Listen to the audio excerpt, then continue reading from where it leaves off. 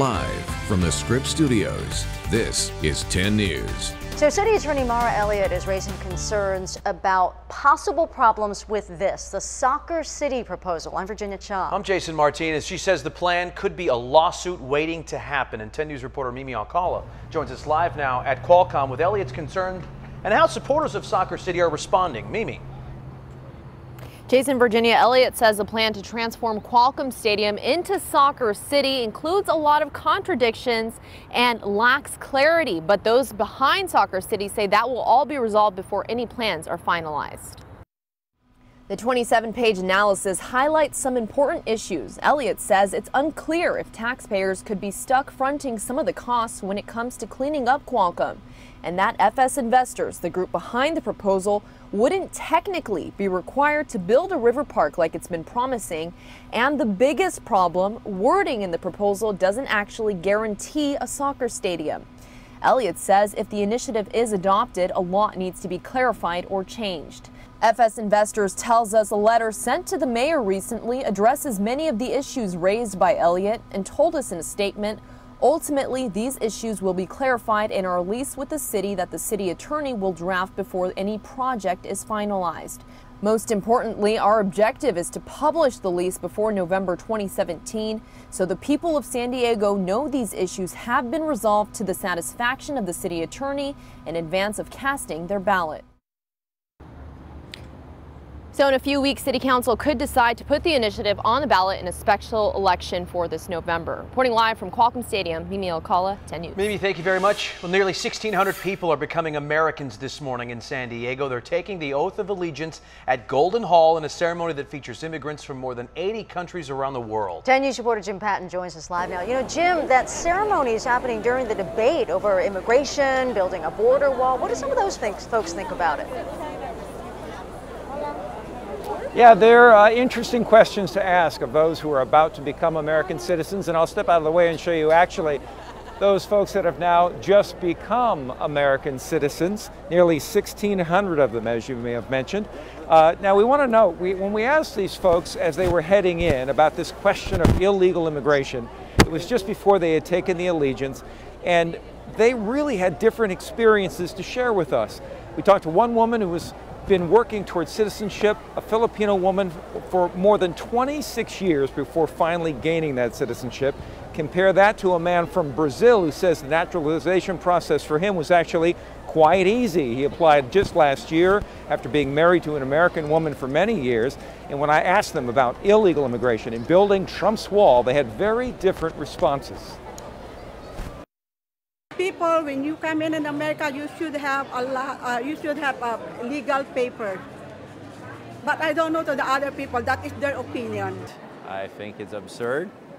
I don't know why he came up with that idea. Personally, as Brazilian, I love Mexicans. I love to go to Mexico all the time.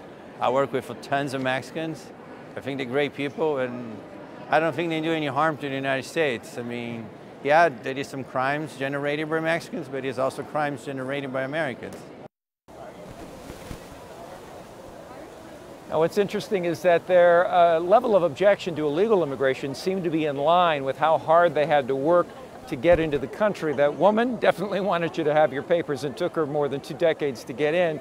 Much easier for the man who was more sympathetic to illegal immigration. More than anything else, what you're seeing out here is people celebrating now and just joyful that they are now American citizens. Interesting to point out that they can now vote. And Democrats and Republicans are not blind to that fact. There are booths out here from both parties hoping to register new voters today. Reporting live downtown, Jim Patton, 10 News. Thank you, Jim. Congratulations to all those folks. New today, officers rocking a car back and forth, banging on the window with their flashlights. Why? Well, the driver was passed out behind the wheel on an 805 off-ramp. Look at this. Officers say he told them later that he had a clear liquid but doesn't remember what it was. They gave him a field sobriety test, arrested him for DUI. Over the past year, photojournalist Paul Endereg in our 10 News Breaking News Tracker has captured dramatic video of several suspected drunk drivers passed out on our freeways. In this case, the CHP officer smashed the window open to wake her up. In many cases, our photographer has helped prevent someone from being injured or killed. If they run into this person, they're going to die. So sometimes I've actually gone out onto freeway lanes and banged down windows and tried to get the, people to, move out of the road. Now, so dangerous. Now, turns out the 26-year-old driver this morning was already on 5 years probation for a prior DUI in 2013. We have the full video of what happened this morning, as well as the similar videos that Paul Anderegg has shot in the past. All of that's on our website, 10news.com, on the homepage. Now to a crime alert, a story we first brought you yesterday at 11. Police looking for this man. They say he's on the run after trying to kidnap a girl from the campus of Southwestern College. The 16-year-old girl was taking a shortcut home from Bonita Vista High School when that white truck pulled up right next to her. Police say the driver offered her $200 to get into the front seat with him. And then as she tried to walk away, she says he blocked her path and then got out and grabbed her. She managed to break free and call police. Now to this developing story. Investigators in Manchester say they just arrested a fifth person in connection to the deadly terror attack. That was after conducting raids on the neighborhood where the suspected suicide bomber Salman Abedi lived. His brother is among those people now detained. ABC's Ariel Reshef from the latest from Manchester. Raids to root out possible accomplices in Monday's deadly bombing lasting through the night and into today. I think it's very clear that this is a network that we are investigating, and as I've said, it continues at a pace. There's extensive investigations going on and activity taking place across Greater Manchester as we speak. The primary focus, the neighborhood of suicide bomber 22-year-old Salman Abedi. ABC News has learned Abedi was the son of Libyan immigrants. The British Home Secretary saying Abedi may have recently visited Libya and Syria. Intelligence officials looking into any possible connections to ISIS, which has praised Abedi's attack. Police also combing the center of Manchester for clues as to who may have helped Abedi develop the device that killed 22 people and injured more than 60 others. Experts saying the bomb contained nuts and bolts intended to maim and murder as many as possible. Today, British police confirming they now know the identities of all those who died in Monday's bombing outside an Ariana Grande concert. 18-year-old Georgina Callender tweeting her excitement before the show. The mother of 15-year-old Olivia Campbell confirming her daughter's death on Facebook, writing, "Rest in peace, my darling, precious, gorgeous girl. Taken far too soon. Mommy loves you so much." 8-year-old Safi Rose Roussos, the youngest victim so far to be publicly identified. Safi was simply a beautiful little girl in every aspect of the word. She was loved by everyone. The critical threat level here in the UK prompting the deployment of hundreds of soldiers, freeing up police to pursue possible terrorists. Ariel Reshef, ABC News, Manchester. And more victims have been identified in the Manchester bombing attack. I want to show you a few of them. This is Sorel Lekowski. She was 14 years old. She was with her mother and grandmother at the concert. They are now both in the hospital. Another teenager here. This is Nell Jones, also only 14 years old. Now, we're not only talking about kids and teenagers who were murdered, also parents. This is Jane Tweddle Taylor. She went to pick up her friend's daughter, and also Michelle Kiss. Michelle Kiss, she died in the blast. Her daughter here, you can see her in this photo with a police officer. Her daughter, Millie, survived. Just awful news here, Jason, in Virginia. Sure is, because we're getting a look at these faces of these people who their lives have been lost. All right, thank you very much. Happening today, a man suspected of a hate crime in Logan Heights will be in court for his arraignment. In April, police say that Alberto Campos beat, kicked, and hit a man with a bamboo stick while yelling racial slurs at him.